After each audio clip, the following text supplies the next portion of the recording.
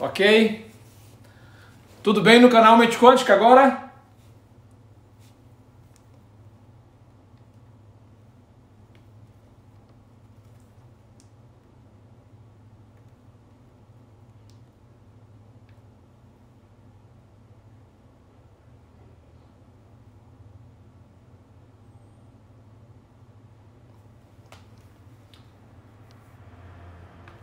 Tudo bem no canal Mente Quântica?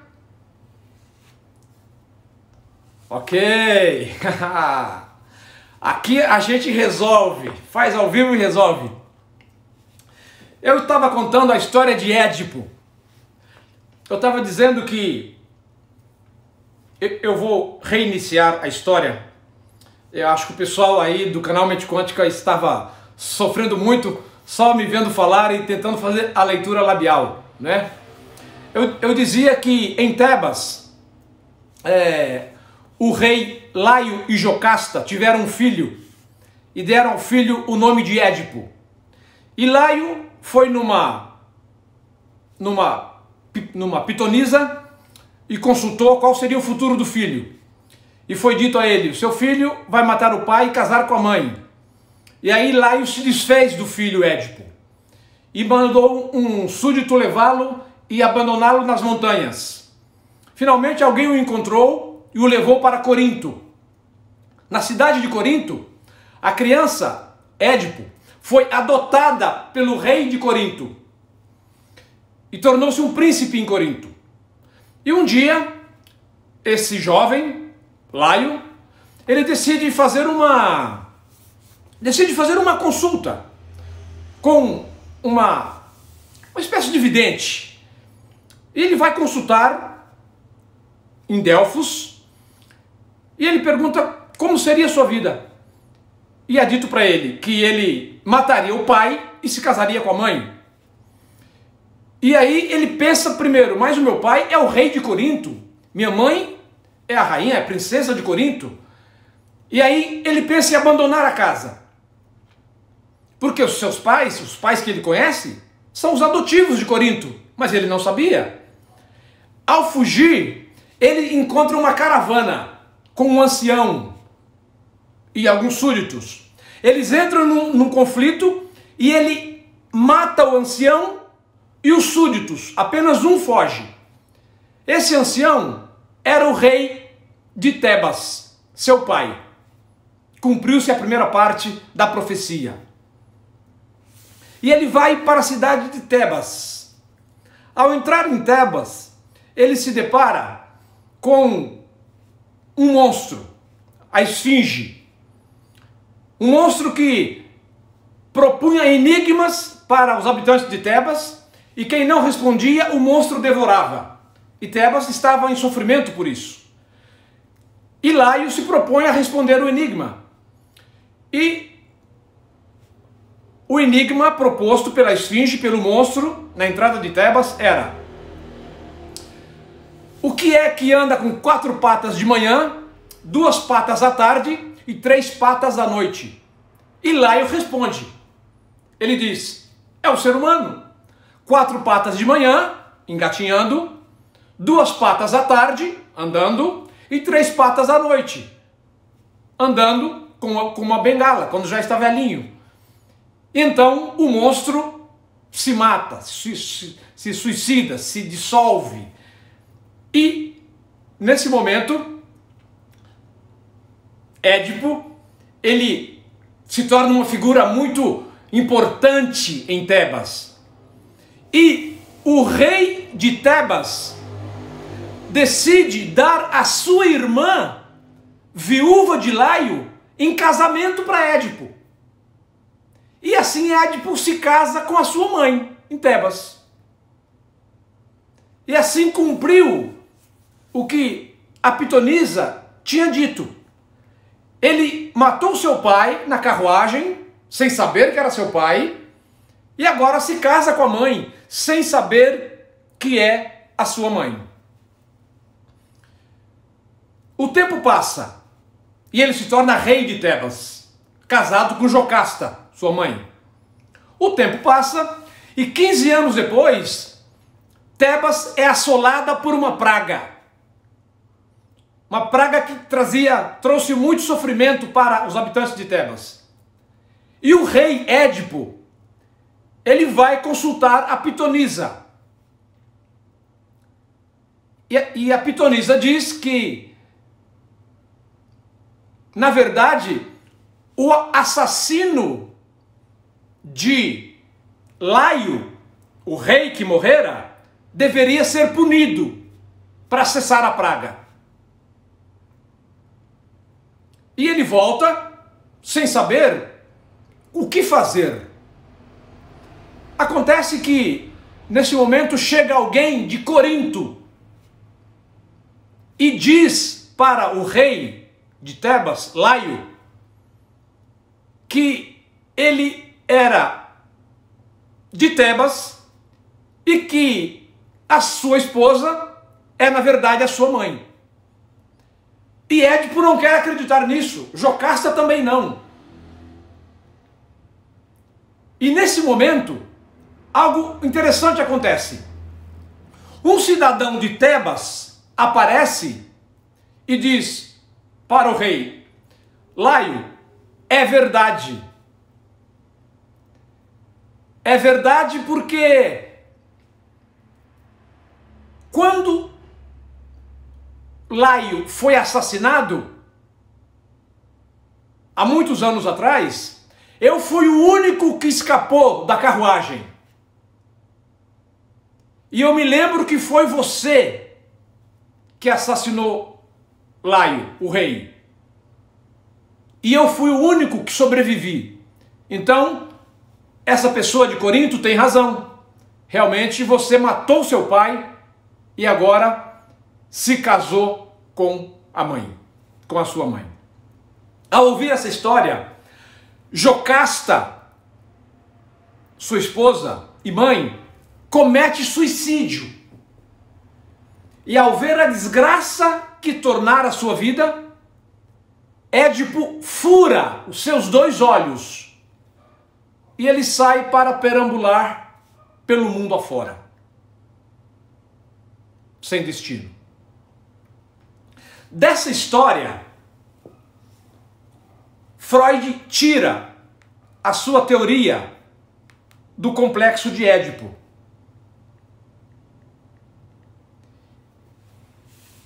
E que complexo é esse? É o complexo que fala do apego do filho, menino, pela mãe e do apego da filha, da menina, pelo pai. Porém, isso surge na vida do ser humano não como uma patologia, não como uma doença, mas como algo normal na vida de todo ser humano. E Freud, ele coloca isso do seguinte modo: existe na vida de todo ser humano o período oral, o período anal e o período fálico, dos 3 aos 8 anos. Quando a criança tem de 3 a 8 anos, se ele é um menino, ele vai olhar para a sua mãe e ao olhar para a sua mãe, ele vai ter sentimentos amorosos, sentimentos fortes de afeto, de carinho e de estar sempre junto da mãe. E ele acaba vendo o pai como um rival a esses momentos de prazer que ele tem com a mãe. O pai se torna um rival para ele. Por quê? Porque em determinado momento ele percebe que a mãe que ele tanto ama pertence a um outro homem, que é o pai.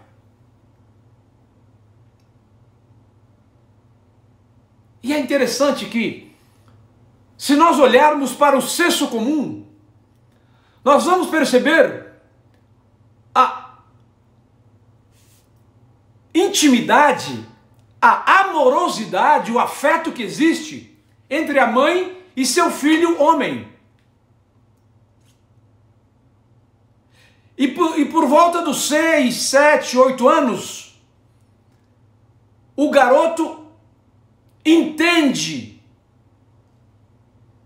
que a mãe pertence ao pai. Então, o que ele faz? Ele se identifica com o pai, passa a amar o pai, e ele passa a desejar ser igual ao pai. E ao crescer, assim como seu pai, ele vai encontrar uma companheira que normalmente é muito parecida com a sua mãe, que ele amava desde pequeno. Esse é o complexo de Édipo. Como se dá o complexo de Édipo para a menina, ou o Édipo invertido? A garota, ela tem sentimentos de amorosidade pelo pai. A grandeza do pai, o heroísmo do pai, a masculinidade do pai, o tom de voz do pai. E essa força, esse poder que ela vê no pai, ela não vê na mãe. E ela, inconscientemente, ela despreza a mãe. E ela entra num conflito com a mãe. Porque ela quer esse homem, esse ser de poder na família. Nós estamos falando de uma estrutura patriarcal. Estamos falando de machismo, por que não? Estamos falando de uma estrutura heterossexual, de famílias tradicionais. Então a garota se apaixona pelo pai. E o pai diz: essa é minha princesinha, essa é minha garota. E a garota rivaliza com a mãe. E quando nós olhamos para o senso comum, a gente consegue ver essa afinidade do pai com a filha. E parte significativa dos meus pacientes são de mulheres em conflito ininterrupto com a mãe. Conflito que começou lá na infância, com 4, 5, 6 anos de idade. Mas a menina entende que ela precisa renunciar a esse homem que já pertence à sua mãe. E ela renuncia a esse homem e ela passa a se identificar com a mãe. Ela passa a ter o comportamento feminino, porque ela quer crescer e arranjar um homem igual o papai. Esse é o complexo de Édipo feminino, ou o chamado Édipo invertido. Isso nos ajuda a compreender muita coisa. Na vida, isso nos ajuda a compreender, por exemplo, o conflito entre sogra e nora. O conflito entre sogra e nora tem uma origem edípica. Por quê? Porque, na verdade, são duas mulheres que conflitam pela atenção, pelo amor, pela presença, pelo afeto do mesmo homem. A mãe que quer o filho para si a vida toda, e a esposa que diz: não, agora ele é meu, seu tempo já foi. Então há um conflito entre sogra e nora aí. A origem está no Édipo. E normalmente, no caso da menina, acontece o inverso. Normalmente, o sogro se dá bem com a nora. Se você perceber, o conflito entre sogro e nora, ele praticamente inexiste. E há uma relação muito boa entre a sogra e o genro. A origem desses conflitos está no Édipo, ou no complexo de Édipo. Alguém pode perguntar, mas Elias, isso termina quando? A minha experiência clínica tem demonstrado. A psicanálise fala da resolução do Édipo. O que é a resolução do Édipo? A resolução do Édipo é quando finalmente o garoto renuncia à mãe, se torna igual ao pai e cresce. E vai cuidar da sua vida. A resolução do Édipo se dá para a menina quando ela renuncia ao pai, se identifica com a mãe e vai cuidar da sua vida, e cresce e se casa. Ocorre que na vida real o complexo nunca é resolvido. Porque o garoto sempre vai estar em busca da mulher ideal, que é a ideação da mãe, da fêmea primeira, a fêmea por quem ele se apaixonou um dia. E a menina sempre vai estar em busca da figura paterna, da figura que protege, que ampara, que é forte, que é másculo, que é a figura masculina por quem ela um dia se apaixonou. Na prática, e o que nós vemos na clínica, é que esse complexo nunca é dissolvido, ele nunca é resolvido. É por isso que parte da nossa atividade terapêutica é tentar ajustar o conflito das mães com as filhas. E não raramente do filho, homem, com o pai. Sempre haverá uma relação de amor, de afeto, de desejo em relação ao genitor oposto e, ao mesmo tempo, haverá um sentimento de hostilidade àquele que é do mesmo sexo. Quando a gente diz isso, não é fácil para as pessoas entenderem isso. Essa é uma das ideias da psicanálise de mais difícil compreensão e de um número maior de rejeição. Possivelmente porque se trata de uma verdade muito clara e muito nítida. Porque todos nós passamos por um período edípico muito intenso dos 3 aos 7, 8 anos de idade. E depois, nós demos o caso por resolvido. Mas ele continua nos influenciando de modo inconsciente, na minha maneira de ver. De modo inconsciente, a gente continua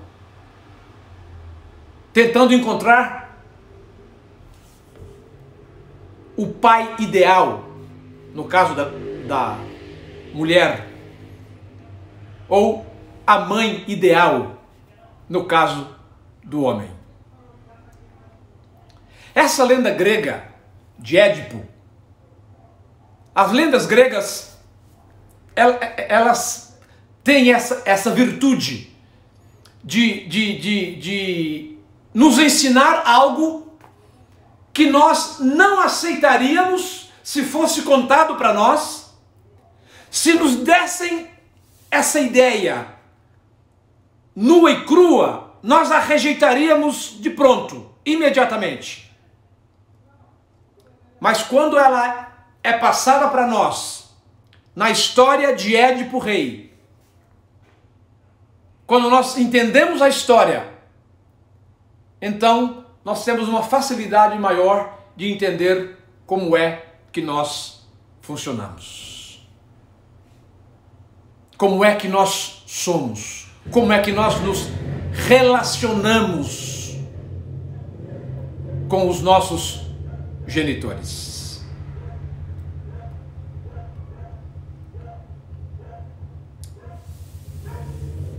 É interessante que, quando a gente fala em psicoterapia e em psicanálise, as mulheres vão para a terapia e elas podem transferir os sentimentos de confiança, de amorosidade, de respeito e desejo para o terapeuta. Transfere do pai para o terapeuta. E os homens podem transferir sentimentos de amorosidade, de desejo da sua mãe para a sua terapeuta, sendo ela mulher.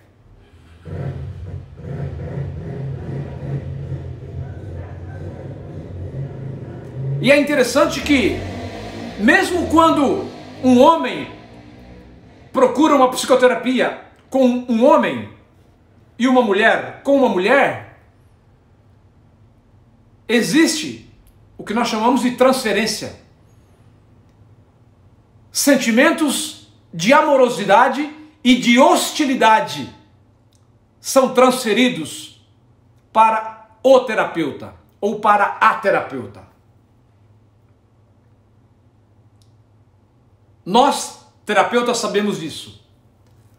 Sabemos que os pacientes nos amam, nos querem, nos desejam, mas nos detestam, nos odeiam e querem nos renunciar, porque nós nos frustramos muitas vezes, e muitas vezes somos a salvação para a sua vida. Complexo de Édipo é a raiz, como podemos ver hoje, para vários relacionamentos na vida. Na vida familiar, no casamento e na vida com o terapeuta, ou a terapeuta, ou o terapeuta. Isso é o complexo de Édipo.